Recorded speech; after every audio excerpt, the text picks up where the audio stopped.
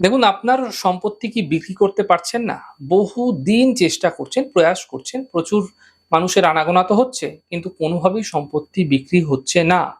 বারবার বাধা পড়ে যাচ্ছে। যার কারণে আপনি ভীষণভাবে দুশ্চিন্তাগ্রস্ত হয়ে পড়ছেন। এমন ক্ষেত্রে আপনারা কি করবেন? আগামী রবিবার পূর্ণিমা তিথি চলাকালীন সকালবেলায় এই প্রক্রিয়া করতে হবে 8:30 থেকে 9টার মধ্যে। একদামে 11টি পান কিনে আনবেন। আগে কিনে নিয়ে আসতে পারেন পানটি। পান পাতাটি সাদা পাতা অর্থাৎ সিম্পল পাতা হওয়া উচিত, মিষ্টি পান না হওয়া উচিত। যেই প্রপার্টিটি আপনি বিক্রি করতে চাইছেন তা জমি হতে পারে, বাড়ি হতে পারে, তা ফ্ল্যাট হতে পারে, যাই হোক না কেন, সেই স্থানটির মাঝে একটি মাটির পাত্র রাখুন।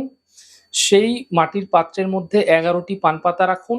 এর মধ্যে সামান্য কালো সর্ষে দিন, সামান্য পরিমাণ হলুদের গুঁড়ো দিন এবং 11টি লবঙ্গ দিন। সামান্য কিছুটা দারচিনি দেবেন এবং 11টি ছোট এলাচ দেবেন।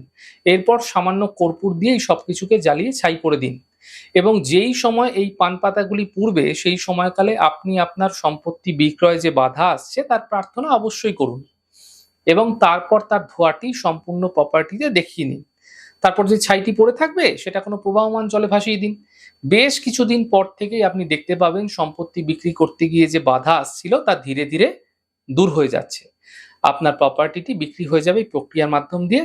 এই প্রক্রিয়াটি অত্যন্ত সহজ, কিন্তু মাথায় রাখবেন 8:30 থেকে 9টার মধ্যে এই প্রক্রিয়া আপনাকে শুরু করতে হবে। এই প্রক্রিয়া 8:30 থেকে 9টার মধ্যে করলে অত্যন্ত লাভকারী হতে পারে।